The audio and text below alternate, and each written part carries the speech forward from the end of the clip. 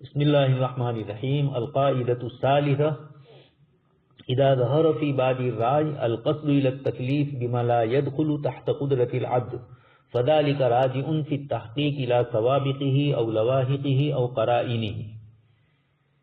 امام شاطبی رحمۃ اللہ علیہ نے یہ قاعدہ ذکر کیا کہ اعلانی صاحب نے اس کو نمبر 3 پر رکھا.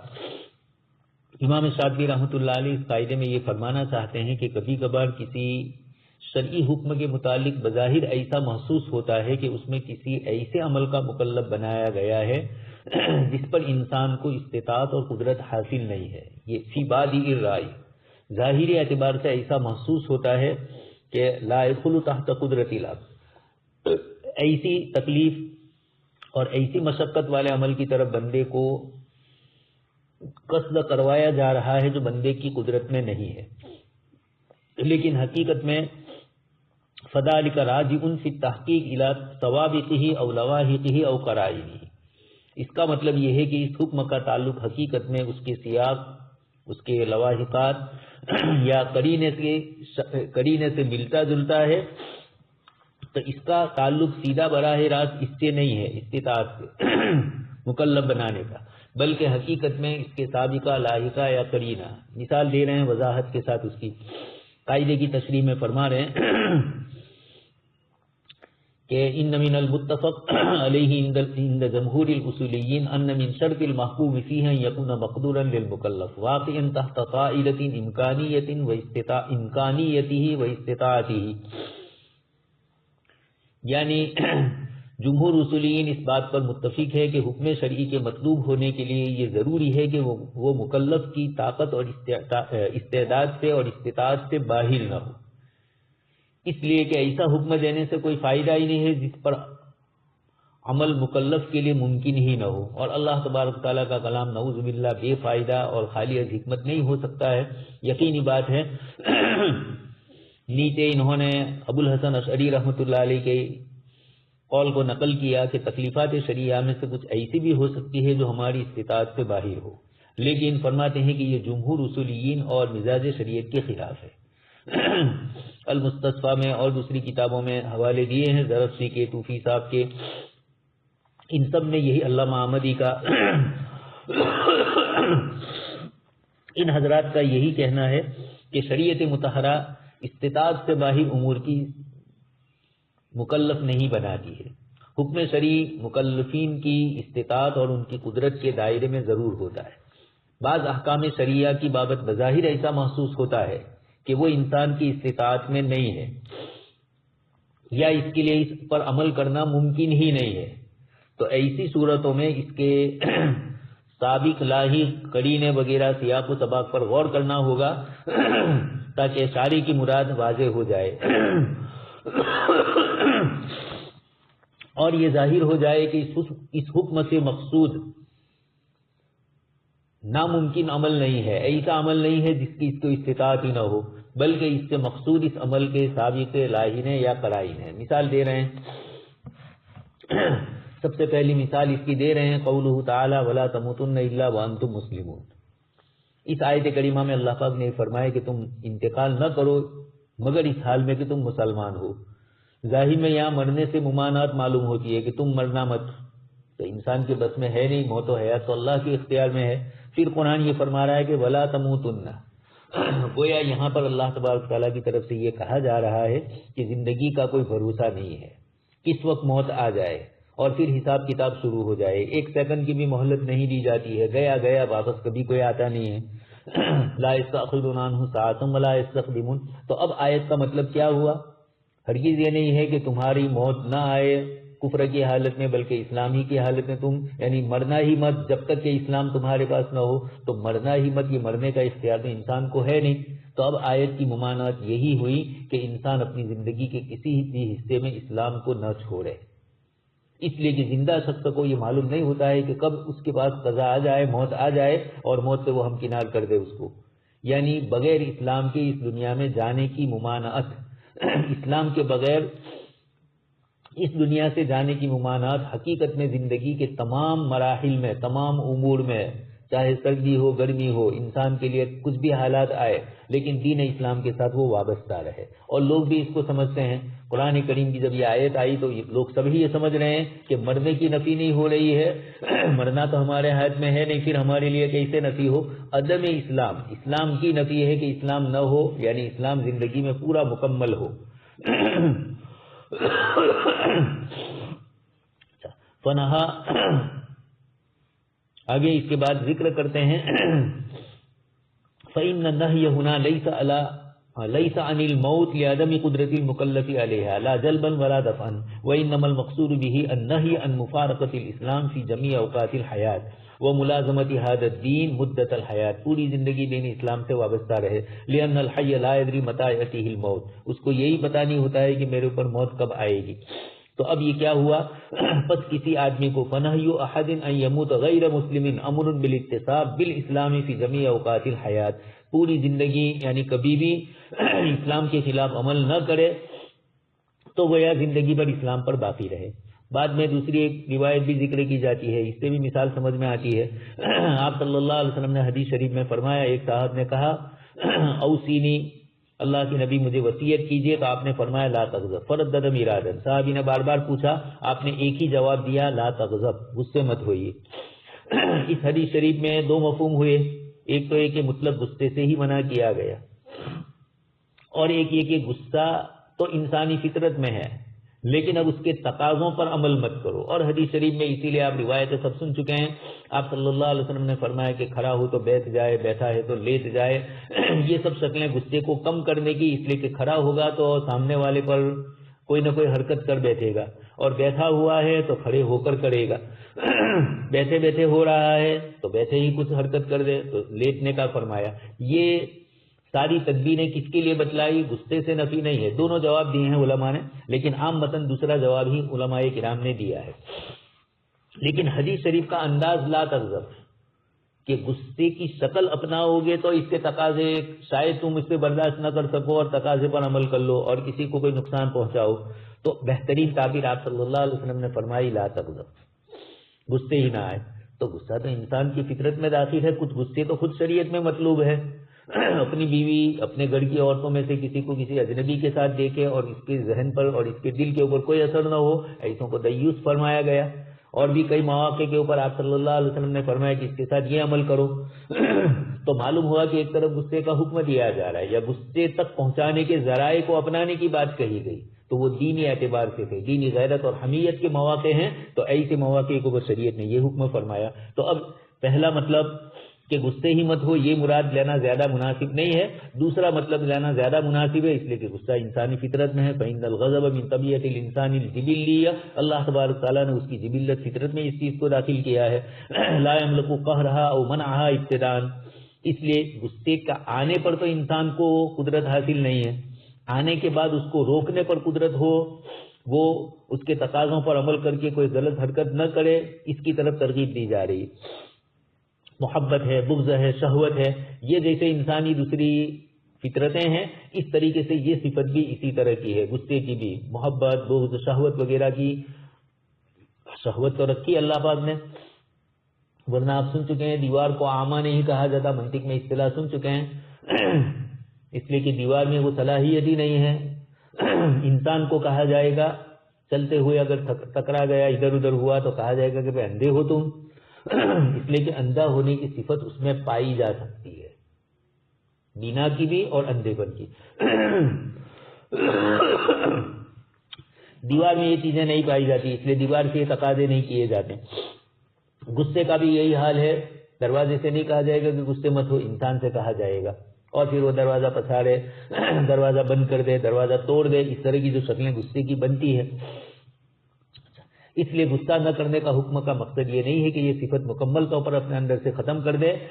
ایسے موقع پر یہ ضروری ہے کہ حدیث کا مطلب ہم ایسا مراد لیں جو انسان کو، اس لیے کہ انسان کی قدرت میں ہی نہیں ہے نفس غصے کا آنا، یہ طبعی امور ہے، عوارضات ہے جو انسان کو لاحق ہوتے ہیں.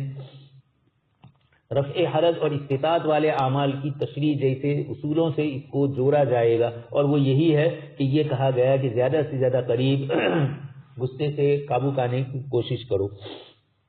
چنانچہ کہتے ہیں فإن النهي عن الغضب وعلى ذلك فإن النهي عن الغضب هنا ليس مقصودا منه محو هذه الصفة بالکلیہ غصے کو ختم کر دے، یہ انسانی فطرت میں نہیں ہے، انسانی جبلت میں داخل ہے، تو اب محمول یہی کیا جائے گا دوسرا معنی، اور وہ دوسرا معنی دو امور میں سے ایک امر، جیسے ابھی میں نے کہا ان يكون المقصود هنا الامر بالاسباب التي توجب حسن الخلق من الكرم والسخاء والحياء والتواضع.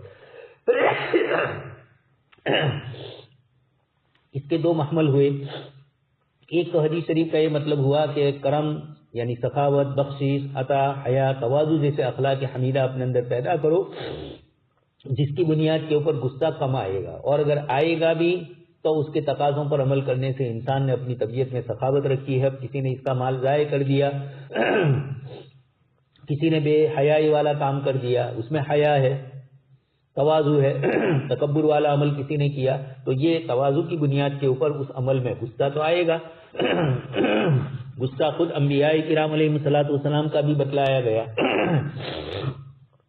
لیکن ہم نے دیکھا کہ آپ صلی اللہ علیہ وسلم کی ذات کے لیے اس طرح کا عمل ہوا. دیہاتی نے آپ کو چادر سے کھینچا اور وہ دھاڑدار چادر تھی، آپ صلی اللہ علیہ وسلم کے چہرے انور پر اس کے، آپ کے گردن پر اس کے کھینچنے کے اثرات بھی معلوم ہوئے، لیکن اس کے باوجود اللہ کے رسول صلی اللہ علیہ وسلم نے ہنستے ہوئے اللہ کے مال میں سے دے دیا. مخرمہ آئے، غصے والے تھے، تھوڑے مزاج میں تھوڑی شدت تھی، آپ نے فرمایا خبأت لک، میں نے تمہارے لیے ایک چادر کو چھپایا، اور پھر آپ صلی اللہ علیہ وسلم نے ان کو دیا. خیر، تو آپ صلی اللہ علیہ وسلم نے یہ ہمیں بتلا دیا کہ غصے کے تقاضے پر عمل نہ کرو، غصہ تو ظاہری طور پر آ سکتا ہے، اچھے اخلاق پیدا کرو تو غصے میں کچھ کمی آئے گی، اور غصہ آپے سے باہر نہیں ہو جاؤ گے، عقل میں فطور نہیں آئے گا، با صلاحیت رہو گے. کسی نے غصے میں دلانے کی کوششیں کی تب بھی آپ کم سے کم کرنے کی کوشش کریں گے. تو اس حدیث شریف کی مراد یہ ہوئی کہ غصہ آنے پر اس کے تقاضوں پر عمل نہ کرو، بلکہ اس کے تقاضوں پر عمل نہ کر کے اپنے نفس سے مجاہدہ کرو. حدیث شریف کی اس تعویل کی تائید اس سے بھی ہوتی ہے کہ شریعت مطہرہ نے انسان کو اس کی فطرت سے باہر ہونے کا حکم نہیں دیا، اس لیے کہ فطرت میں داخل ہے غصہ، تو یہ انسان کی استطاعت سے پرے ہے. انسان کی استطاعت نہیں ہے غصہ نہ کرنے کی، اللہ پاک نے اس کی جبلت میں ہی رکھا ہے. اس سبب سے رفع حرج کے قاعدے کی تائید اور اس قاعدے کے تقاضوں کی پوری تکمیل اور توثیق ہو جاتی ہے. لہذا اس حکم کے سلسلے میں بظاہر یہی محسوس ہو کہ مکلف کی قدرت اور استطاعت سے ماورا ہے، اس کو اسی طرح محمول کیا جائے. یہ جو اس طرح کی دو تین شکلیں ہو سکتی تھی، اور بھی زندگی میں بہت سارے معمولات ہیں جس میں شریعت نے روکا، تو اس کے روکنے کی وجہ یہی سمجھ میں آئے گی. چوتھا قاعدہ ذکر کیا جا رہا ہے، الشریعۃ جاریۃ فی التکلیف بمقتضاها علی الطریق الوسط علی الطریق الوسط العادل الآخذ من الطرفین بقسط لا غیل فیہ الداخل تحت قصد العبد من غیر مشقۃ علیہ ولا انحلال. چوتھے قاعدے میں اور مزید تشریح اور وضاحت کی جا رہی ہے کہ شریعت مطہرہ اس کی طرف سے بندوں کو جن جن چیزوں کا مکلف بنایا جاتا ہے اس میں افراط اور تفرید سے شریعت مطہرہ محفوظ ہے، اور الوسط العادل شریعت مطہرہ کی طرف سے ایسا راستہ اپنایا جا رہا ہے جو درمیانی ہے، جو عدالت والا ہے، میانہ روی والا ہے. الآخذ من الطرفین، جو کسی بھی عمل کی دونوں طرف کو اس عمل میں لا رہا ہے، لا میل فیہ، کسی ایک طرف اس کا میلان نہیں ہوتا ہے. الداخل تحت قصد العبد، اور اسی طریقے سے یہ بھی فرمایا کہ وہ بندے کی استطاعت کے اندر ہو، بندہ اس کو عمل میں لا سکتا ہو، غیر مشقۃ علیہ، بندے کے اوپر اس سلسلے کے اندر مشقت کا باعث نہیں بنتی ہے، ولا انحلال، اور نہ بندے کو سستی کا باعث بنتی ہے. کبھی کبھار شریعت کی طرف سے تو خیر ایسا ہو ہی نہیں سکتا ہے، لیکن دنیا میں لوگوں کی طرف سے ایسا ہوتا ہے، یا تو ان کا حکم لوگوں کے اوپر سختی کرتا ہے، مشقت ڈالتا ہے، یا اتنے عام اصول اور ضابطے ہیں کہ لوگ اس کی سستی کر کے اس عمل کی بے پرواہی کرتے ہیں. شریعت مطہرہ جو بھی احکام دیتی ہے اس میں عدل ہوتا ہے، اعتدال ہوتا ہے، بندے کی استطاعت میں ہوتا ہے. شریعت مطہرہ اسی بنیاد کے اوپر یہ چیز فرماتی ہے. سب سے پہلے قاعدے کی وضاحت خود کر ہی رہے ہیں کیلانی صاحب. اذا كانت القاعدة السابقة قد بينت ان نفي الحرج اصل قطعي في الشريعة وانه مقصد عام من مقاصد الشارع، کہ پہلے اگلے والے قاعدے سے بات واضح ہو گئی کہ ازالہ حرج کو دور کرنا شریعت کا قطعی اصول اور ایک عام مقصد شریعت ہے۔ اب یہ قاعدہ ہمیں یہ بتلاتا ہے کہ جتنے بھی احکام ہیں شریعت کے، اس میں اعتدال اور میانہ روی کے مظاہر بالکل ہمارے سامنے ہے۔ رات دن ہم عبادتیں کرتے ہیں، روزہ پورے سال میں 1 مہینہ، نماز 5 اوقات میں رکھی، لیکن تھوڑے تھوڑے 10-15 منٹ، 20-25 منٹ زیادہ سے زیادہ ایک نماز کا وقت ہوتا ہے۔ حج اور زکوٰۃ، حج کا عمل ہے پوری زندگی میں 1 مرتبہ ہے، زکوٰۃ سال میں 1 مرتبہ ہے اور وہ 2.5% ہے، زائد مقدار نہیں رکھی۔ حکومتوں نے جو VAT اور ویت وغیرہ کا جو عمل اور اس طرح کی دوسری چیزیں جو جنتریاں وغیرہ بھی زیادہ رکھی تو لوگوں میں کاروبار میں کمی آ گئی۔ اب گجرات گورنمنٹ بھی چاہ رہی ہے کہ جنتری کے اندر کچھ کمی کرے تاکہ زمین اور مکان کے سلسلے میں جو لوگوں کی خرید و فروخت میں رکاوٹیں آ رہی ہے، اس کی ایک وجہ یہ بھی ہے کہ گجرات کے اندر جنتری زیادہ ہے، تو دوسرے صوبوں کی طرح 2-4 دن پہ گجرات گورنمنٹ نے بھی اس پر سوچ رہی ہو کہ کچھ کم کر دیا جائے تاکہ اس کی بنیاد پر لوگ خریدیں مکانات اور جنتری کے حساب سے لوگ رک نہ جائے، تو لین دین کا سلسلہ جاری رہے لوگوں کا، حکومت کو بھی کچھ اس کا حصہ مل جائے اور لوگوں کی بھی اپنی سہولت ہو۔ کسی کو مکان بیچ کر کوئی اور چیز کرنی ہے، کسی کو اور چیز کے بدلے میں مکان لینا ہے، تو لینے والا دینے والا دونوں کے اپنے مسئلے حل ہو، تو حکومتوں نے اس طرح جنتریوں کے سلسلے میں خاص کر کے خریدنے والے پر آتی ہے، لیکن بیچنے والا جب بیچ رہا ہے تو یقیناً وہ بھی اب کوئی چیز خریدے گا، ہو سکتا ہے وہ جیسے زمین بیچی ہے مکان خرید لے، یا مکان بیچا ہے اور کوئی بلڈنگ خرید لے، اس طرح مسئلے ہوتے ہی رہتے ہیں۔ چھوٹے مکان کے بدلے میں بڑا،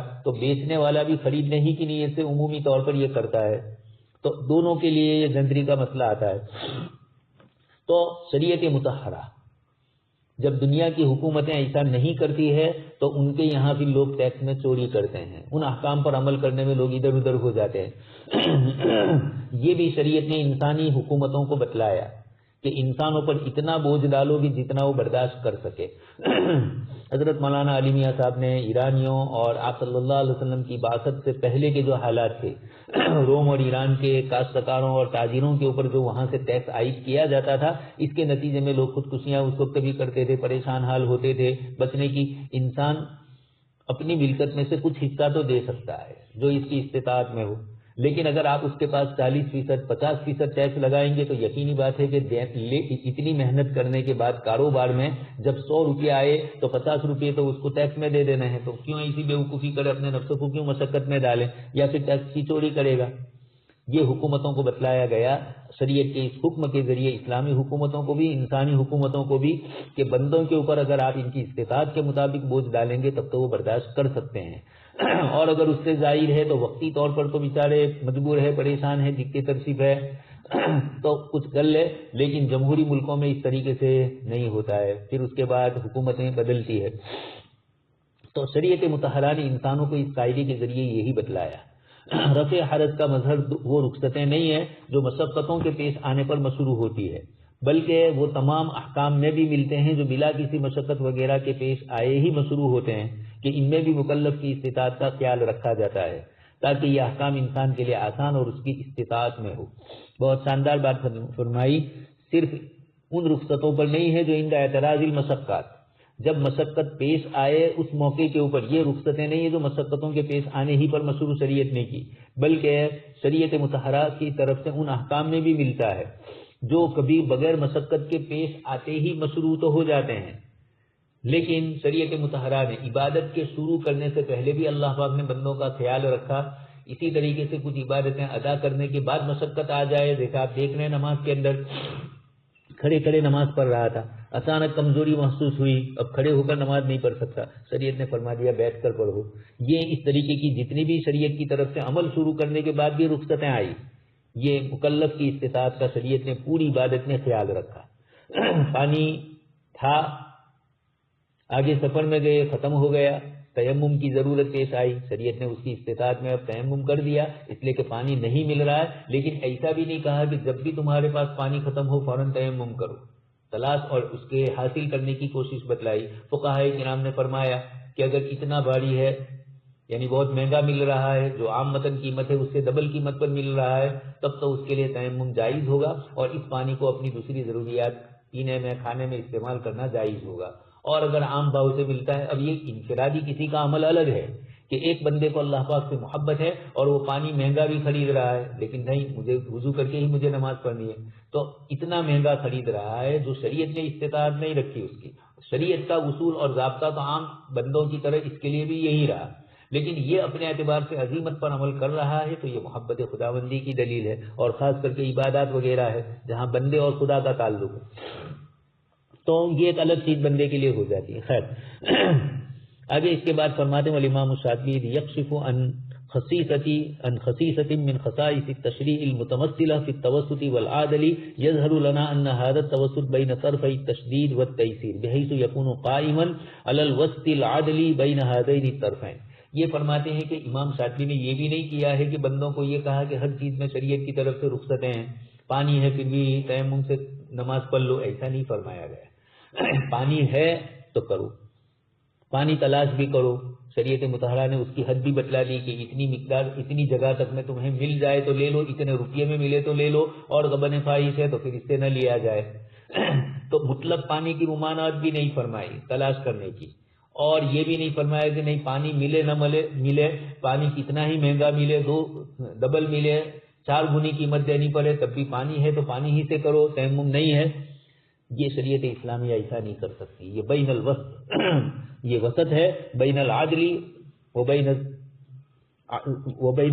ظلم، عدل اور ظلم دونوں کے درمیان میں شریعت نے یہ فرمایا۔ تو عدم مشقت، نفس مشقت تھوڑی کچھ ہو اس کو تو برداشت ہی کرنا ہے۔ خیر امام شاطبی رحمۃ اللہ علیہ نے بات واضح کی کہ شریعت کے مزاج سے لوگوں کے انحراف کا شریعت کیسے علاج کرتی ہے۔ بہت شاندار جملہ فرمایا هذا وينبه الامام الشاطبي من خلال هذه القاعده على منهج الاسلام في معالجه تقويم الناس، لوگ شریعت پر آسانی سے عمل کریں۔ حضرت تھانوی کا وہ جملہ جو میں نے آپ کے سامنے کہا کہ شریعت کتنی اچھی ہے، میرے ہر مسئلے کا حل بتلا دیتی ہے، تو وہ معالجه انحرافین، بندہ عمل سے قطع نہیں کرتا۔ اور اگر شدت کرو، آپ ایک مرتبہ لندن کی ایک مسجد میں ہم نماز کے لیے گئے، تو جن کے یہاں میں ٹھہرا ہوا تھا، معلوم سے ہی ان کا قریبی تعلق تھا، تو انہوں نے مجھے مسجد میں گئے، نماز پڑھ کے نکلے تو فجر کے بعد انہوں نے مجھے کہا کہ مولانا مفتی صاحب روزانہ مسئلے بتلاتے ہیں، اور ایسے ہی مسئلے تلاش کر کے بتلاتے ہیں جن میں ناجائز ہی ہوتا ہے۔ 20-25 دن ہو گئے تھے رمضان کے، انہوں نے مجھے کہا کہ آج تک انہوں نے اپنے فتووں کے اندر ہمیں جائز ہے یہ نہیں کہا، حرام ہے ناجائز ہے یہی کہا۔ تو خیر وہ مفتی صاحب ایسے بھی تشدد میں مشہور تھے، وہاں مشہور ہے، ابھی بھی ہے۔ ان کو تو میں نے سمجھانے کے لیے یہ کہا کہ دیکھو جو چیزیں آپ لوگ جائز ہے وہ تو جانتے ہو عمومی طور پر، اور آپ لوگ ویسے بھی انگلینڈ والے تھوڑے آگے ہو مسائل کے اندر آسانی اور سہولت تلاش کرنے میں، کسی نہ کسی مفتی صاحب سے رابطہ کر کے آپ تلاش کر ہی لیتے ہو، تو مسائل کا جاننا بھی، اس لیے برطانیہ میں لوگ مسائل بھی کثرت سے جانتے ہیں۔ ہندوستان کے مقابلے کی بات کر رہا ہوں، ساؤتھ افریقہ کے ماشاءاللہ پھر الگ وہاں مسئلہ ہے، لیکن یہ کہ یہاں کے مقابلے میں وہاں والے مسائل زیادہ جانتے ہیں، بڑے بڑے مفتی حضرات وہاں پہنچتے ہیں، تو ان حضرات سے ان کا رابطہ سیدھا ہو جاتا ہے۔ ہم لوگوں کے لیے مشکل ہے لیکن ان کے لیے آسان ہو جاتا ہے، تو مسائل پوچھ لیتے ہیں وہاں، تو بہت زیادہ جانتے ہیں۔ ایک صاحب سگریٹ پیتے تھے، کسی نے کہا کہ ارے یہ تو حرام ہے، اب بالکل جاہل نما تھے وہ، برسوں سے وہاں تھے، لیکن یہاں ہندوستان کی بات کر رہا ہوں، انہوں نے فوراً کہا کہ یہ حرام نہیں ہے، مکروہ ہے، تحریمی ہے سامنے والے کو۔ اب جس کو کہا اس کو خود پتہ نہیں تھا کہ تحریمی کس کو کہتے ہیں اور حرام کس کو کہتے ہیں، پھر اس کو انہوں نے دوسرا سوال کیا کہ اب بتلا مجھے تحریمی میں اور حرام میں کیا فرق ہے۔ اس نے پہلی مرتبہ یہ الفاظ سنے تھے بیچارے نے، حرام تو خیر لوگ سنتے رہتے ہیں لیکن مکروہ تحریمی نہیں سنا تھا، کہ آج مکروہ کی خبر پڑی کیا ہوں کہ بھائی، تو خیر یہ حضرات تو وہاں انہوں نے یہ کہا، تو میں نے ان کو یہ کہا کہ یہ مولانا جانتے ہیں کہ آپ لوگ جائز جانتے ہیں، اور دوسری بات میں نے ان کو کہی کہ دیکھو اسلام میں عدم جواز کم ہے اور جواز زیادہ ہے، کھانے پینے کی جتنی بھی نعمتیں ہیں اللہ پاک کی، ان میں جو حلال ہے وہ تو حلال ہے کچھ شرطوں کے ساتھ، لیکن جو حرام ہے ان کی مقدار بھی بہت کم ہے۔ حرمت علیکم المیتۃ والدم ولحم الخنزیر، حدیث اتنی لمبی نہیں ہے جتنی انسانی زندگی میں کھانے پینے رہنے سہنے کی سہولیات ہے، کتاب اللہ کی آیات میں بھی اور احادیث مبارکہ میں بھی جن چیزوں سے منع کیا، مجموعی طور پر عدم جواز کم ہے جواز کے مقابلے کے اندر۔ اس لیے کہ قل من حرم زینت اللہ الذی اخرج لعبادہ والطیبات من الرزق، اس قسم کی آیتوں کے ذریعے مشرکین کا جواب دیا اللہ تبارک تعالیٰ نے. انہوں نے جانوروں کی الگ الگ شکلیں، ما جعل اللہ من بحیرہ ولا سائبہ ولا وسیلہ ولا حام، اس قسم کی چیزیں جو انہوں نے حرام کی تھی اپنی طرف سے. اسی طریقے سے یہود کے اوپر جو حرام ہوئی تھی فَبِظُلْمٍ مِّنَ الَّذِينَ هَادُوا حَرَّمْنَا عَلَيْهِمْ طَيِّبَاتٍ، فَبِظُلْمٍ ان کی زیادتی کی وجہ سے ہوئی تھی. اس لیے اِلَّا مَا حَرَّمَ إِسْرَائِيلُ عَلَى نَفْسِهِ مِن قَبْلِ أَن تُنَزَّلَ التَّوْرَاةُ. قرآن کریم نے حضرت یہودیوں نے آپ صلی اللہ علیہ وسلم پر اعتراض کیا تو اللہ تبارک تعالیٰ کی طرف سے جواب آیا کہ تورات میں ہم نے خود صاف ذکر کر دیا ہے کہ فلاں فلاں چیزیں جائز ہے. قل فأتوا بالتوراۃ فاتلوها. حضرت یعقوب علیہ السلام نے اگر کچھ چیزوں کو حرام کیا تھا اپنے اوپر تو الا ما حرم اسرائیل علی نفسه، کل طعام کان حلا لبنی اسرائیل الا ما حرم اسرائیل. تو امام شاطبی رحمۃ اللہ علیہ یہاں یہ بھی فرماتے ہیں کہ شریعت لوگوں کو شریعت پر عمل نہ کرنے سے روکنے کے لیے عدل و انصاف والے احکام ذکر فرماتی ہے. کوئی حکم جب بھی اللہ پاک کی طرف کوئی بھی حکم جب کوئی حکم اس لیے مشروع ہوتا ہے کہ مکلف نے اس کی دونوں انتہاؤں میں سے کسی ایک کی جانب مائل ہو کر کوئی راہ اپنائی تو اس کو معتدل طریقے کی طرف لانے کا حکم مشروع کیا جاتا ہے. یہ ایک بہت بڑا اصول ہے. جن علاقوں میں جو چیز شریعت کی مخالفت والی پائی جاتی ہے عمومی، تو وہاں مفتی حضرات اس میں شدت فرماتے ہیں، اور جن علاقوں کے اندر اس طرح نہیں ہے تو وہاں پھر شدت اتنی نہیں ہوتی ہے. یہ بھی شریعت کا ایک اصول ہے. آپ دیکھیں گے جن علاقوں میں بریلویت اور دیوبندیت دونوں ایک دوسرے کے مقابلے میں ہے، وہاں کے مقامی علماء چھوٹی سی چیز کی طرف بھی لوگوں کو جانے کی اجازت نہیں دیتے ہیں، اس لیے کہ پورا ماحول اس طرح کا ہے. تو ایسے ماحول میں ان کو روکنے کے لیے ایک چیز کبھی کل لی شریعت میں مکروہ تنزیہی کے درجے میں ہو یا کچھ گنجائش نکل سکتی ہو کفر سے بچنے تک کی، یعنی کافر کا حکم اس پر نہ لگے، لیکن ان علاقوں کے اندر جہاں علماء حساس ہوتے ہیں اپنے علاقے کے ان مسائل سے، وہاں وہ اس طرح کرتے ہیں، مسائل یعنی شدت فرماتے ہیں. اسی طرح معاملات میں بھی ہوتا ہے. جن علاقوں میں لوگ حرمت کی طرف زیادہ جا رہے ہوں، شریعت کی حلت سے یعنی شریعت کی حلت کا پاس اور لحاظ نہ رکھتے ہوں، تو ایسے علاقوں میں پھر شریعت کی طرف سے وہ علماء بھی تھوڑی سختی فرماتے ہیں. اس لیے مفتی کے فتوے کو بھی زمانی مکانی علاقائی اعتبار سے بھی تھوڑا دیکھنا ہوتا ہے. وہ دیکھ رہا ہے ہمارے علاقے میں یہ چیز اس طرح کی پائی جاتی ہے تو وہاں والوں پر شدت کرتے ہیں، اور جن جگہوں پر نہیں پائی جاتی ہے وہاں شدت کی ضرورت نہیں ہے. یہ شریعت کی اس اصل سے نکلتی ہے کہ بندوں کی استطاعت میں جو چیزیں ہیں ان کا حکم، لیکن افراط و تفریط نہ ہو. چھوٹی چھوٹی معمولی تکلیف ہے اور عدم استطاعت کہہ دیا، یا بڑی بھاری تکلیف ہے تب بھی مفتی صاحب کہے کہ نہیں تمہاری استطاعت ہے تم کو اس پر اسی طرح عمل کرنا ہوگا. یہ دونوں کے درمیانی راہ شریعت نے بتلائی. یہ کتنی رحمت والی شریعت ہے. وما ارسلناک الا رحمۃ للعالمین، اسی بنیاد کے اوپر یہ ہے. تو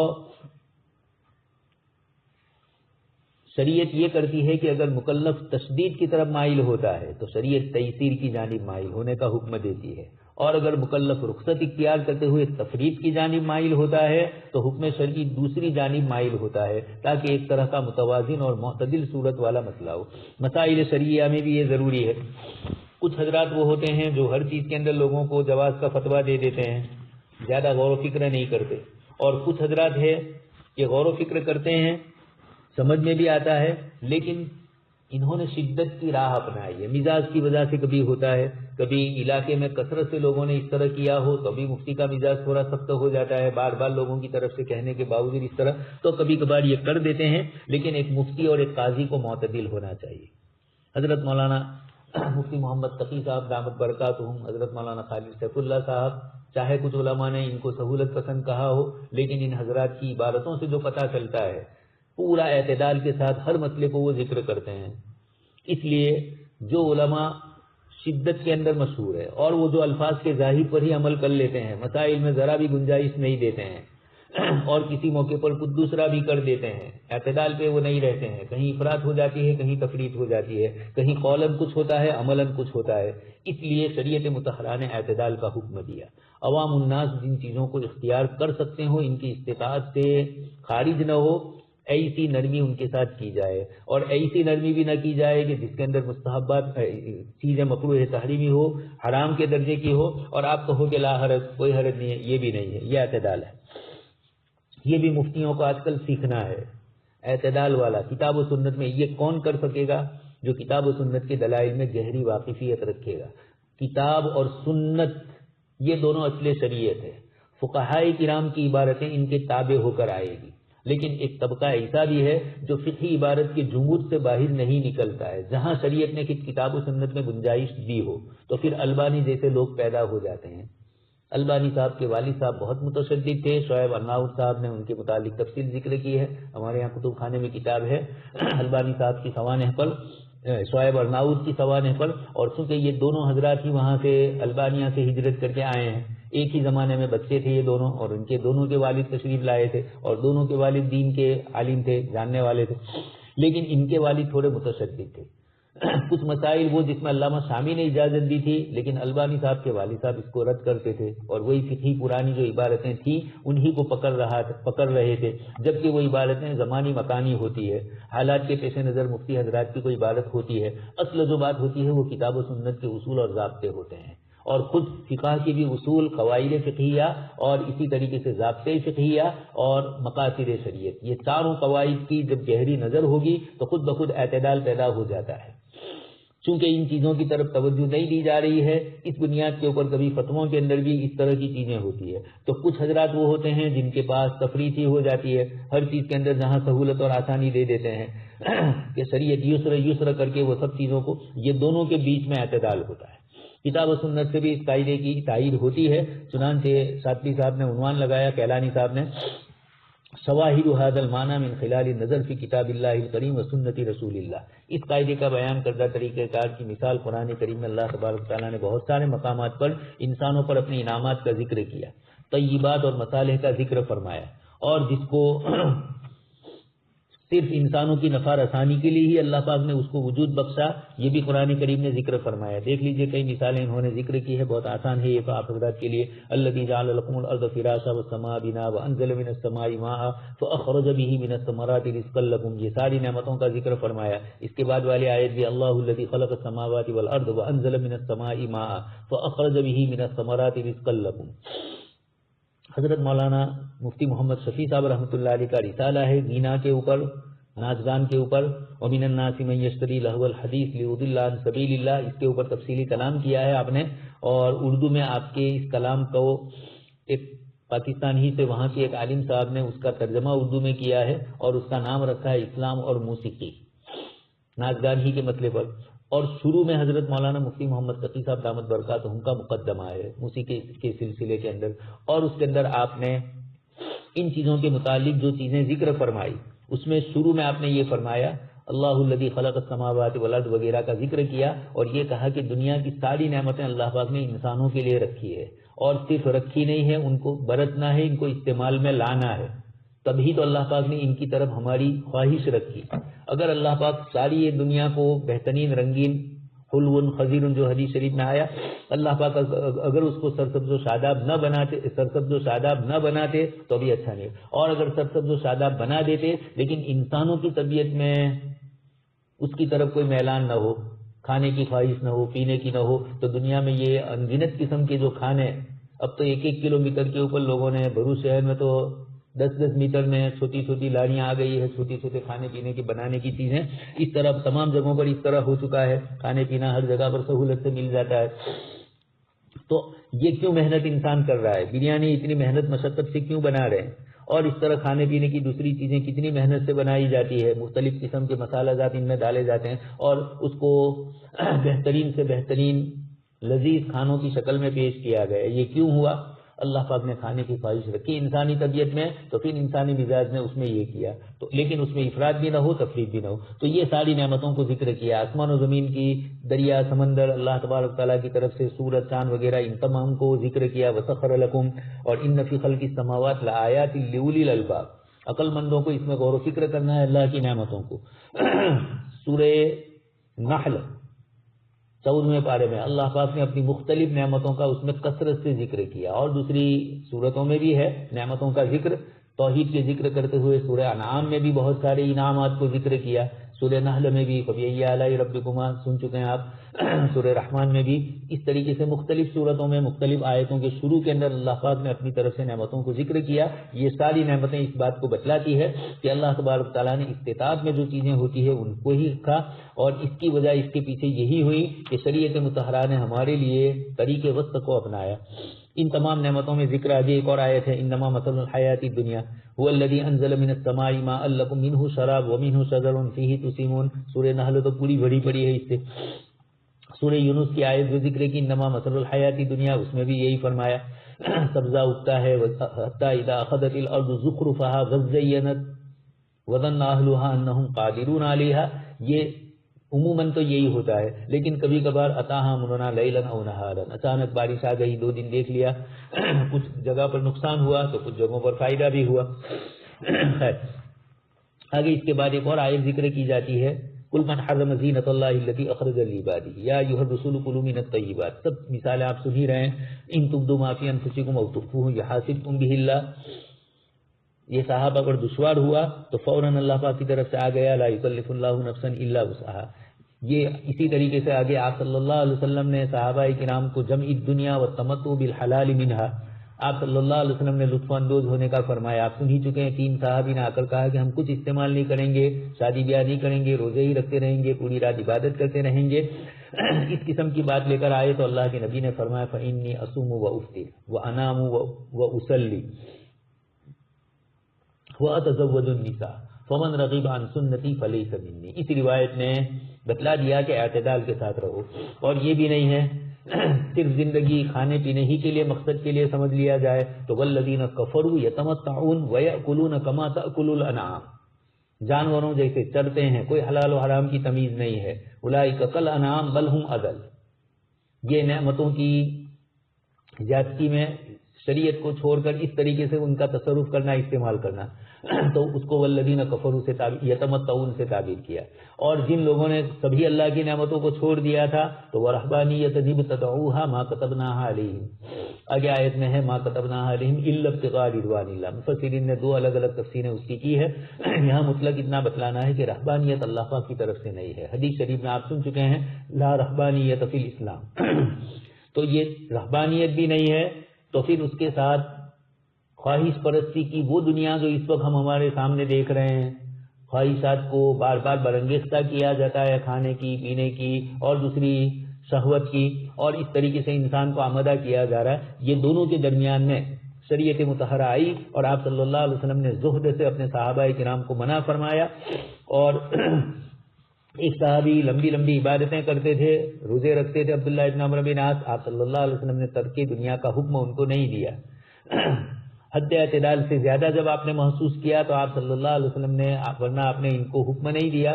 کبھی کبھار دنیا دیکھی، جیسے ایک صحابی کا مکان دیکھا، بالا خانہ بن چکا تھا، آپ نے پسند نہیں فرمایا. پھر لوگوں نے کہا، انہوں نے اس کو توڑ دیا. حضرت فاطمہ رضی اللہ تعالیٰ عنہ کے پاس تشریف لائے، حضرت حسن کے پاس سونے کا کچھ کسی چیز کا ہار تھا، پسند نہیں فرمایا، اور آپ صلی اللہ علیہ وسلم نے پھر بازار سے دوسرا ہار منگوایا اور وہ دے دیا ان کو ہلکا، اور یہ کہا کہ اس طریقے سے ان چیزوں میں زیادتی نہ ہو. حالانکہ جائز تھا، لیکن اہل بیت کے لیے آپ صلی اللہ علیہ وسلم کا جو عمل تھا ان کو افراط و تفریط سے بچانا تھا. اس لیے اس کے علاوہ بہت ساری اور دوسری آیتیں اور حدیثیں امام شاطبی نے ان کو ذکر کیا. ان سب کا حاصل یہی ہے کہ مزاج شریعت کے اس پہلو تشدید اور تیسیر، انذار اور تبشیر، اس کی وضاحت کی جاتی ہے. شریعت اس طرح لوگوں کو معتدل راہ پر رکھنا چاہتی ہے. آگے اس سلسلے میں اور دوسری چیزیں ذکر کریں گے. سبحان اللہ و بحمدہ، سبحانک اللہم و بحمدک، نشہد ان لا الہ الا انت، نستغفرک و نتوب